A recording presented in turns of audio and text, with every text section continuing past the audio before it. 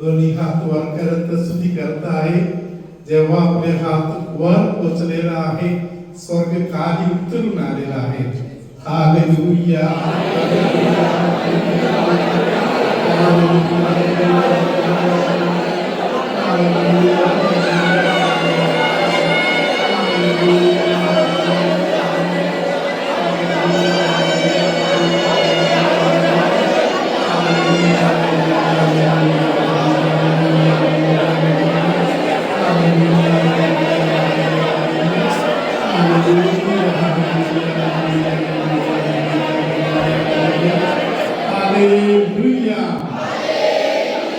पिता, पुत्र, पवित्र आत्मा यांच्या नावे आमेन. आपल्या प्रभू येशू ख्रिस्ताची कृपा,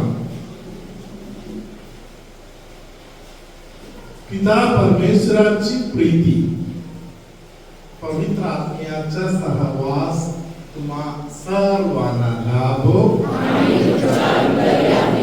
हालेलुया. माझा प्रिय बंधूंनो, भगिनीनो, लहान लेकरांनो, प्रिय फादरांनो आणि सिस्टरांनो, hallelujah. Praise the Lord. Hallelujah. Pope Francis यांनी या जग सोडून जरी गेले, हालेलुया, त्यांनी आपल्याला भरपूर आशीर्वाद सांभाळून सामावून ठेवून गेलेला आहे. Hallelujah, hallelujah.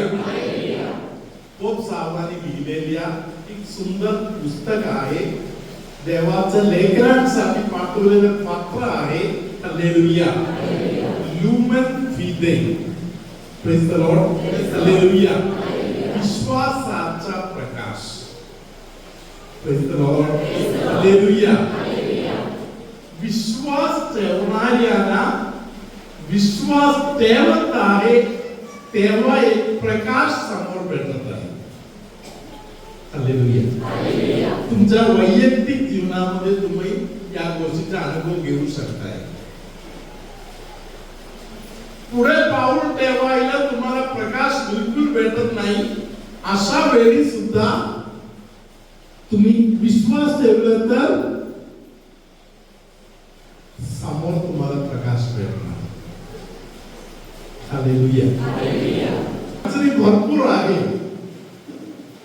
माहिती आहे कुठे उडी मारताय म्हणून. हालेलुया. तरी एक आशा आहे, एक विश्वास आहे. हालेलुया. Praise the Lord. विश्वास ठेवताना विश्वास न ठेवणाऱ्या लोकांपेक्षा विश्वास ठेवणाऱ्या लोकांना पुढे पाऊल ठेवायला प्रकाश भेटणार. Praise the Lord. Hallelujah, hallelujah. सगळ्या लोकांसाठी हे लागू आहे. Praise the Lord. हालेलुया. धन्यवाद Yeshu. Hallelujah. Praise the Lord. मी तुमच्यासाठी इथे आल्यावर बायबल उघडताना मला रोमकरांस लिहिलेले पत्र मिळाले. Praise the Lord. त्यातील 3रा अध्याय. हालेलुया. 3रा अध्यायातील 21 पासून जे वचन आहे तिथे असं लिहिलेलं आहे की हालेलुया, विश्वासाद्वारे एका व्यक्तीला परमेश्वर न्याय ठरवणार. हालेलुया. धन्यवाद येशू. हालेलुया. आता आपण सर्व लोक 4थ्या अध्यायातील 3रं वचन उजवा हात वर करून बोलूया. 4थ्या अध्यायातील रोमकरांस लिहिलेले पत्र 4थ्या अध्यायातील 3रं वचन. कारण शास्त्र काय सांगते, अब्राहामाने देवावर विश्वास ठेवला आणि ते त्याला नीतिमत्व असे गणण्यात आले. हालेलुया. धन्यवाद येशू. हालेलुया. हालेलुया.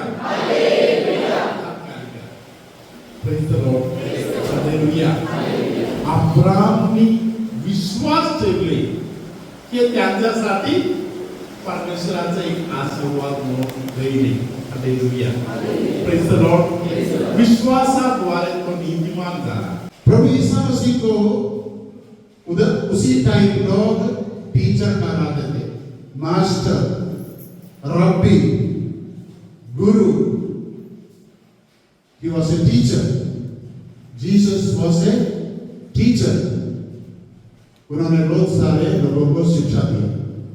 वो शिक्षा का असर, इफेक्ट अभी भी इस दुनिया में है. That's why Christianity has become like a mustard seed to a big tree, a huge tree like that. Christian faith in the person of Jesus has grown to that extent that we are all part of that. We are all small branches.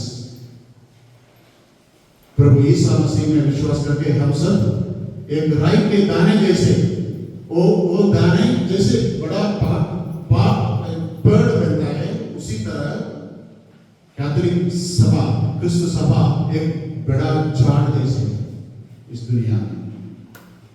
ये सब प्रभु यीशु मसीह के teaching के वजह से हो.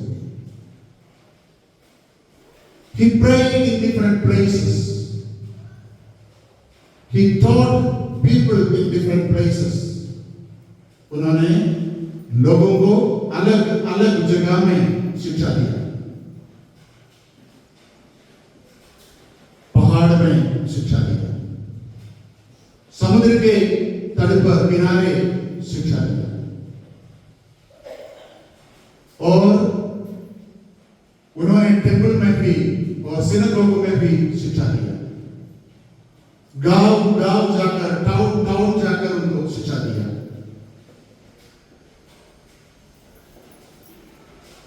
Jesus Isa Masih एक शिक्षक होने के नाते उन्होंने इस दुनिया में और अपने शिक्षकों पर इतना फर्क डाला, वो फर्क अभी भी हम देख सकते हैं. मुझे ऐसा लगता है he igniting, तो इस English word igniting means instil करना. हमारे हृदय में, हमारे मन में ऐसा एक ज्योति जलाया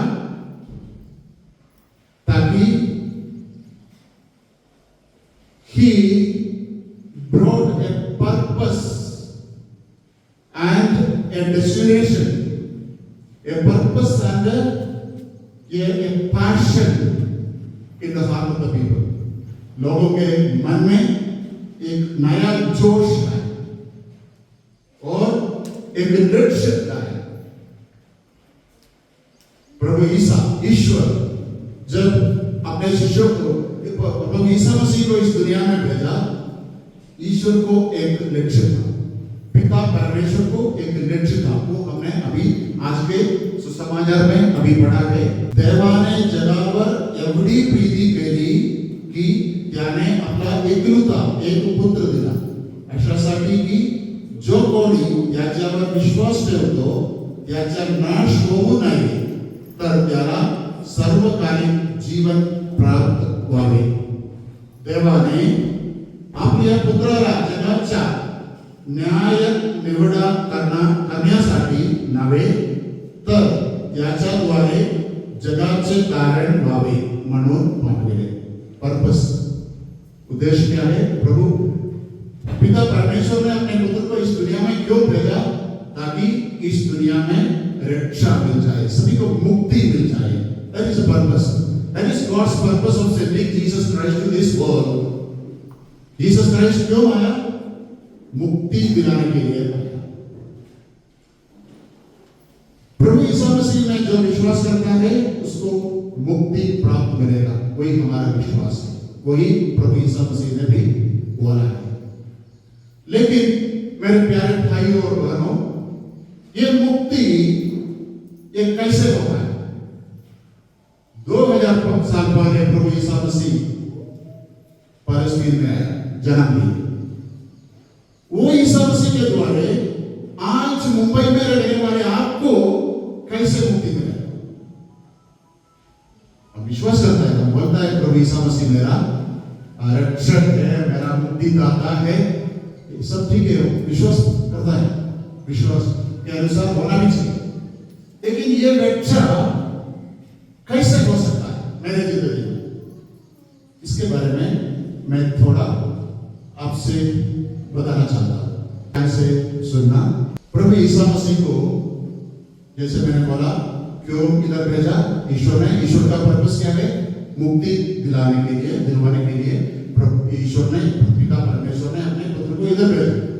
तो ईश्वर का इनकारनेशन और मनुष्य अवतार, जो ईश्वर मनुष्य के रूप में इस दुनिया में आया, वो इनकारनेशन क्या है?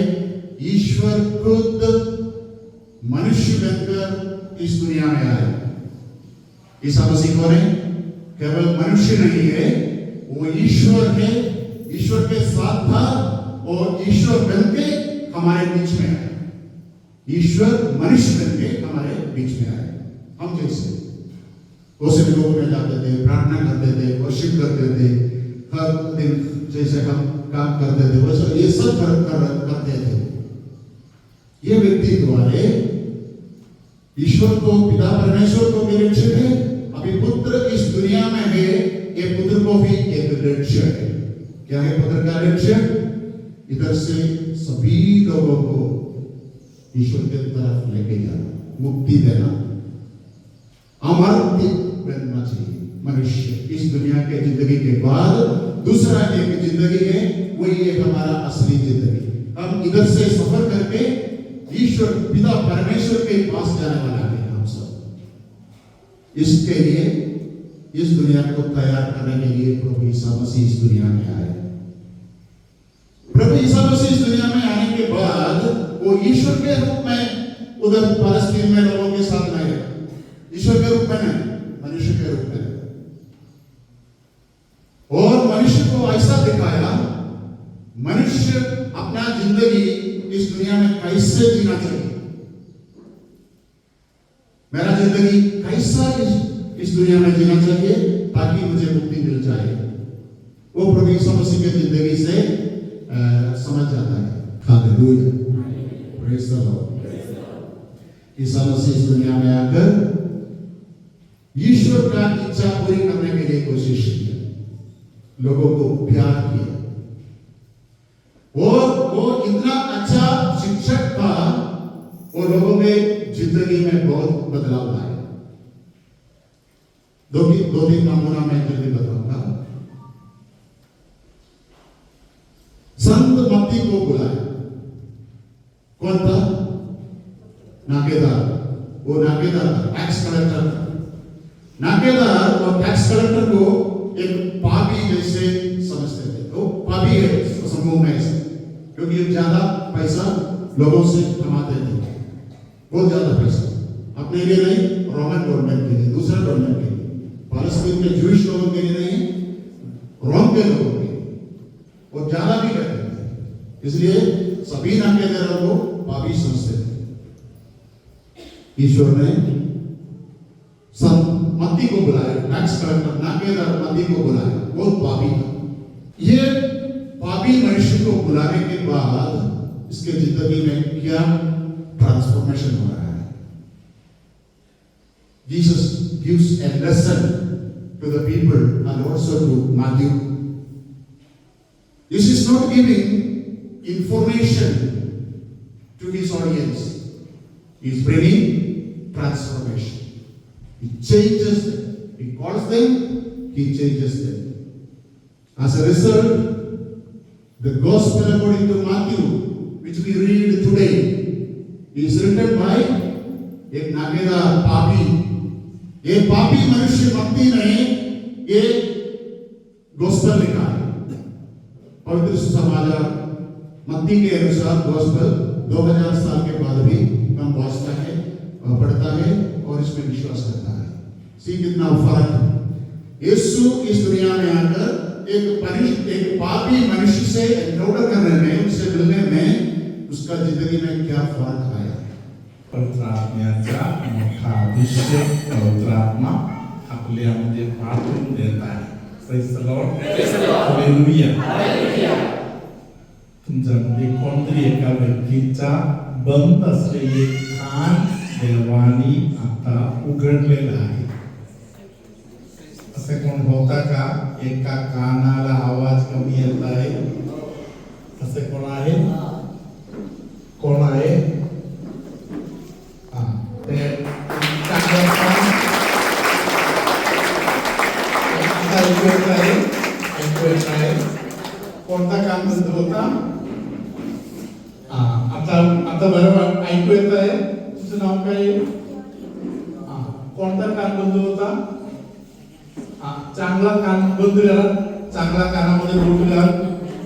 आता बरोबर ऐकू येत आहे? बरोबर ऐकू येत आहे? आपण टाळ्या वाजवू. Hallelujah. Praise the Lord. Hallelujah.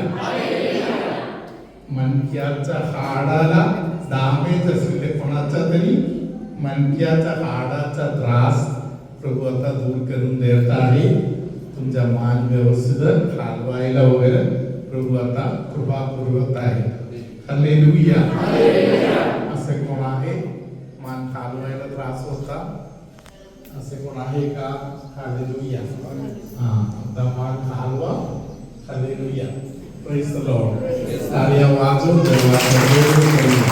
हात वर करताना कांद्याच्या हाडाला त्रास असलेले कोणाला तरी पवित्र आत्मा आता स्पर्श करत आहे. हालेलुया. हाताच्या स्नायूला मसल्सना दुखणे असलेले कोणाला तरी पवित्र आत्मा आता स्पर्श करत आहे. प्रभू तुम्हा बरोबर असो.